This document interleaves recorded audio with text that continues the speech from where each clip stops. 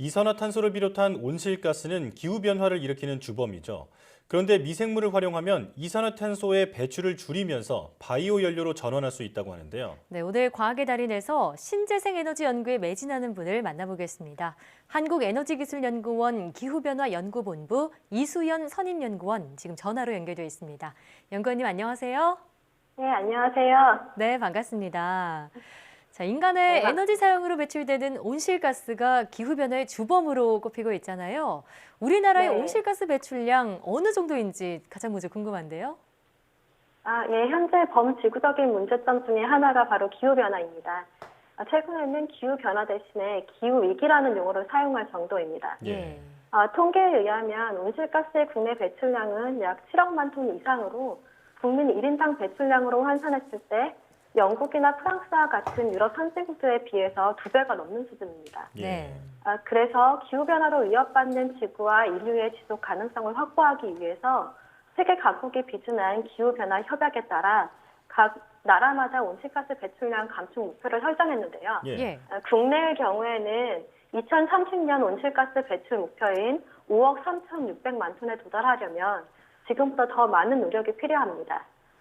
이러한 가운데 전체 온실가스의 70% 이상을 차지하는 이산화탄소 감축을 위한 대안으로서 현재 탄소를 자원화하는 기술이 주목받고 있습니다. 예. 이산화탄소를 자원화하는 기술을 마지막에 말씀해 주셨는데 이산화탄소를 줄이면서 경제적인 이익까지 얻을 수 있는 아주 획기적인 방법 같습니다. 어떤 기술인지 소개해 주시죠. 네. 저희 연구팀에서는 미생물 반응을 이용해서 이산화탄소를 연료나 화학물질로 전환하기 위한 기술을 개발하고 있습니다. 네. 이 기술을 저희는 전기를 뜻하는 일렉트로와 생물학적인 방법으로 연료와 화학물질을 생산하는 바이오 리파이너리라는 단어를 조합을 해서 이 바이오 리파이너리라고 부르고 있습니다. 예. 네. 이 바이오 리파이너리를 설명드리기에 앞서서 먼저 바이오 리파이너리에 대해서 말씀을 드리려고 하는데요. 바이오 리파이너리란 식물 자원인 바이오매스를 원료로 해서 화학 제품이나 바이오 연료 등을 생산하는 기술입니다. 네. 기존의 석유가 담당하던 역할을 바이오매스로 대체하는 것입니다. 예. 바이오매스는 광합성에 의해서 생성되는 식물이나 동물, 미생물들을 모두 포함하는 재생 가능한 유기물질로 사탕수수나 나무, 바닷속에 사는 조류도 모두 바이오매스에 포함됩니다. 예. 한성적인 화석 연료와는 달리 태양광이 존재하는 한 무한한 양을 확보할 수가 있는 자원인데요. 그래서 석유에 대한 의존도를 줄이고 온실가스 문제도 해결할 수 있습니다. 네. 하지만 이런 바이오 리파이너리에 대한 단점도 존재하는 게 사실입니다. 네, 자, 그러니까 정리를 하자면 바이오 리파이너리 기술은 기존 화석 연료가 아니라 친환경적인 바이오매스로부터 유용한 자원을 생산한다 이런 얘기인데요. 그런데 말씀하신 단점은 어떤 건가요? 바이오매스를 생산을 하려면 식물을 경작하기 위한 넓은 땅이 필요합니다. 영토가 넓은 미국이나 중국 또는 동남아 국가들과는 달리 산이 많고 영토가 좁은 지형적 특징을 가지고 있는 우리나라에서는 바이오매스를 확보하는 데 조건이 좋지 않습니다. 예. 네. 그래서 현재까지 바이오매스 원료를 대부분 수입에 의존해오고 있습니다. 그렇기 때문에 기존 바이오 리파이너리는 우리나라에는 그리 적합한 방식이 아니라고 생각을 하고 있습니다. 예. 네, 이런 기존 바이오 리파이너리의 단점을 보완해서 최근 새롭게 개발한 기술이 이 바이오 리파이너리입니다. 바이오매스 대신에 이산화탄소와 전자를 미생물의 먹이로 삼는 기술인데요. 네. 그러니까 바이오매스 자체가 필요하지 않다는 것입니다. 예. 오히려 버려지는 이산화탄소를 활용할 수 있으니까 비용을 감소시키면서 친환경적인 방법으로 자원을 생산할 수 있는 그런 기술입니다. 예.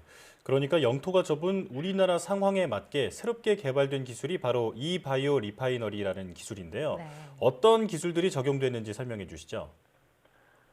이 바이오 리파이너리 기술에는 이산화탄소와 전자를 먹는 미생물을 배양하는 기술을 적용을 했는데요. 이 기술을 미생물 전기 합성이라고 부르고 있습니다. 이산화탄소가 유용물질로 전환이 되려면 미생물에게 전자하고 수소 이온을 공급해줘야 합니다. 예. 그런데 우리는 이런 기술들을 구현하기 위해서 전해전지 시스템이라고 하는 반응을 통해서 이런 기술을 구현을 하고 있는데요. 이 전해전지 시스템을 보시면 음극하고 양극이 있으며 이렇게 미생물은 양극 파트에서 성장을 하게 됩니다. 예. 미생물 전기합성 반응에서 필요한 전자는 음극에서 물이 분해돼서 만들어지고 이때 형성된 전자가 도선을 따라서 양극으로 이동을 하게 됩니다. 네. 그리고 물이 분해될 때 전자와 함께 생성됐던 수소 이온은 분리막을 통해 미생물이 있는 양극으로 이동을 합니다. 여기에 이산화탄소를 주입을 하면 미생물이 연료와 화학물질들을 생산할 수 있는 것입니다. 네. 쉽게 말해서 미생물과 전자 또 수소 이온이 만났을 때 이산화탄소를 넣어주면 어떤 유용한 자원들이 만들어진다 이런 얘기인데요. 그럼 어떤 미생물들이 이런 역할을 할 수 있는 건가요? 사실 미생물은 정말 종류가 굉장히 많거든요. 네. 그래서 세균이나 박테리아라고도 부르는 이 미생물은 크기가 매우 작은 1마이크로미터 수준의 매우 작은 단세포 생물체입니다. 네. 그런데 이들은 종류도 많고 성장이 굉장히 빠르며 생화학적인 역할이 다양하기 때문에 여러 가지 환경에서도 잘 적응하는 특징이 있습니다. 예. 최근 연구진의 보고에 의하면 물질을 구성하는 원자 속에 있는 전자를 끌어다가 에너지원으로 사용할 수 있는 미생물이 발견되었습니다. 네. 이것의 종류 중에 하나가 자색 비황세균류인데요. 네. 이들은 전기를 먹이로 하는 미생물입니다.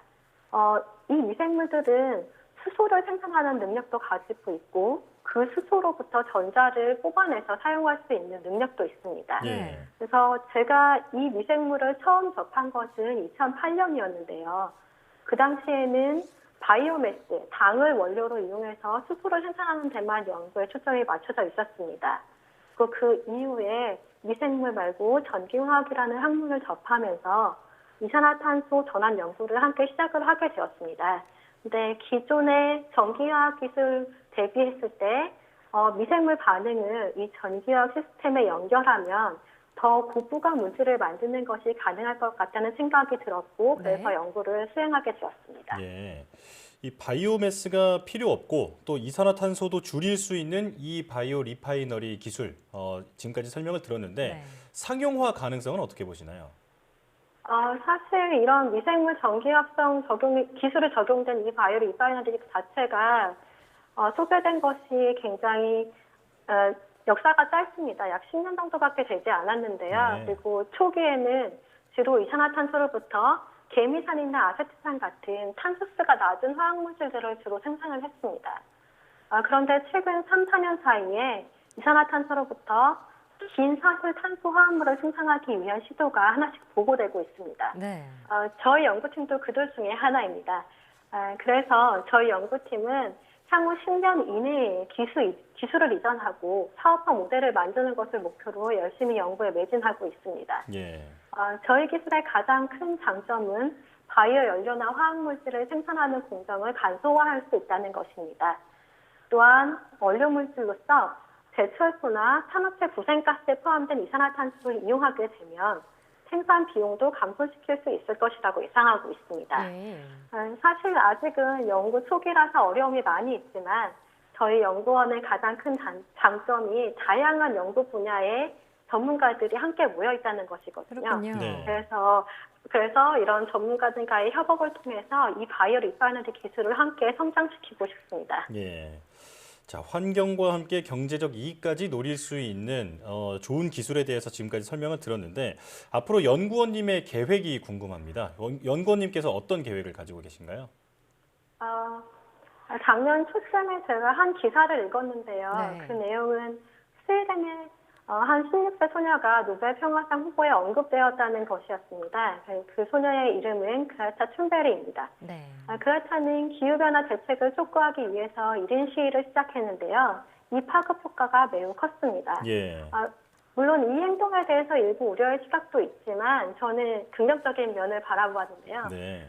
우리가 기후변화를 멈추기 위해서 아무것도 하지 않는다면 에너지 분야뿐만 아니라 전쟁이나 분쟁, 난민 문제는 계속해서 우리를 힘들게 할 것이라고 합니다. 예. 그레타는 이런 점에서 본인이 느끼는 바를 최선을 다해서 실행에 옮겼던 것으로 저는 생각이 되었습니다. 그래서 이 기사를 읽으면서 에너지 기술을 연구하는 입장에서 정말 많은 생각을 하게 되었습니다. 예. 네, 사실 지금은 영향력이 크지는 않지만 향후에는 우리 사회에 꼭 필요한 에너지 기술들을 개발하고 보급할 수 있는 그런 영향력 있는 연구자가 되는 것이 저의 앞으로의 계획이자 꿈입니다. 네. 네, 이렇게 한 개인은 기후변화를 막을 수 없어도 기술은 할 수 있다라고 생각을 하는데요. 이산화탄소를 활용해서 친환경 자원을 생산하는 연구원님의 기술이 세상을 바꿀 날을 기대하겠습니다. 지금까지 한국에너지기술연구원 이수연 선임연구원과 함께했습니다. 연구원님 오늘 말씀 고맙습니다. 감사합니다.